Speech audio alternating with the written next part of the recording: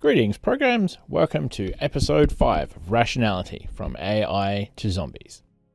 Availability.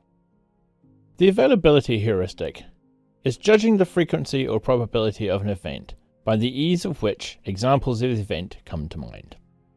A famous 1978 study by Lichtenstein, Slovic, Fischoff, Lehman, and Coombs, Judge Frequency of Lethal Events, studied errors in quantifying the severity of risks or judging which of two dangers occurred more frequently. Subjects thought that accidents caused about as many deaths as disease, thought that homicide was a more frequent cause of death than suicide. Actually, diseases cause about 16 times as many deaths as accidents, and suicide is twice as frequent as homicide.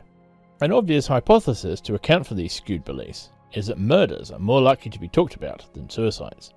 Thus, someone is more likely to recall hearing about a murder than hearing about a suicide. Accidents are more dramatic than diseases. Perhaps this makes people more likely to remember, or more likely to recall, an accident. In 1979, a follow-up study by Coombs and Slovic showed that the skewed probability judgments correlated strongly, 0.85 and 0.89, with skewed reporting frequencies in two newspapers. This doesn't disentangle whether murders are more available to memory because they're more reported on, or whether newspapers report more on murders because murders are more vivid, hence also more remembered. But either way, an availability bias is at work. Selective reporting is one major source of availability biases. In the ancestral environment, much of what you knew, you experienced yourself, or you heard it directly from a fellow tribe member who had seen it.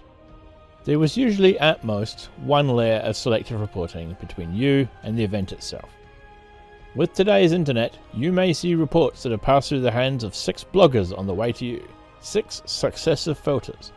Compared to our ancestors, we live in a larger world, in which far more happens and far less of it reaches us.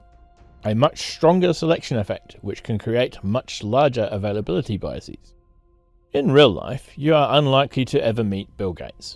But thanks to selective reporting by the media, you may be tempted to compare your life successes to his, and suffer hedonic penalties accordingly. The objective frequency of Bill Gates is 0.0000000000015, but you hear about him much more often. Conversely, 19% of the planet lives on less than $1 a day, and I doubt that 1/5 of the blog posts you read are written by them. Using availability seems to give rise to an absurdity bias. Events that have never happened are not recalled, and hence deemed to have probability 0. When no flooding has recently occurred, and yet the probabilities are still fairly calculable, people refuse to buy flood insurance, even when it is heavily subsidized and priced far below an actuarially fair value. Kanrutha et al. Suggests underreaction to threats of flooding may arise from, quote, the inability of individuals to conceptualize floods that have never occurred. Men on floodplains appear to be very much prisoners of their experience. Recently experienced floods appear to set an upward bound to the size of loss with which managers believe they ought to be concerned. Unquote. Burton et al. Report that when dams and levees are built, they reduce the frequency of floods and thus apparently create a false sense of security, leading to reduced precautions.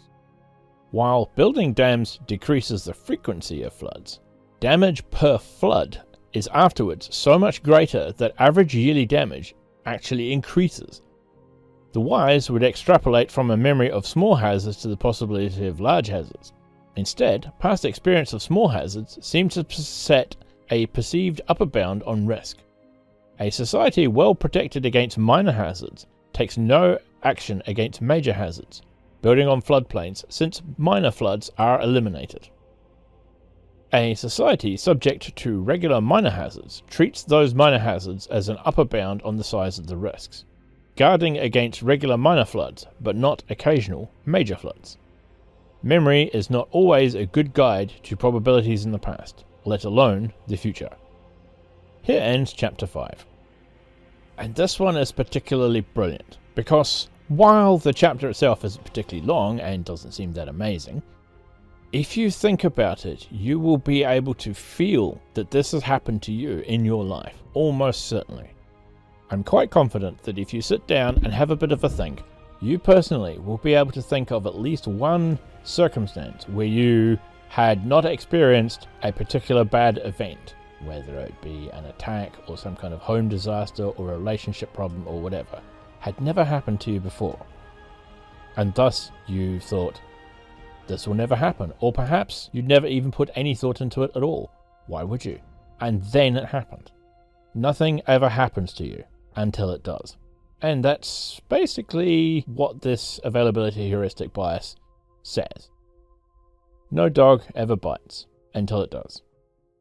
And so therefore we tend to assume that no dog will bite us. And probably it won't. But that doesn't mean it can't. And this is part of the reason why humans are so terrible at analysing and understanding risk and taking sensible precautions to deal with it. That's all for Chapter 5. See you again in Chapter 6. Bye for now.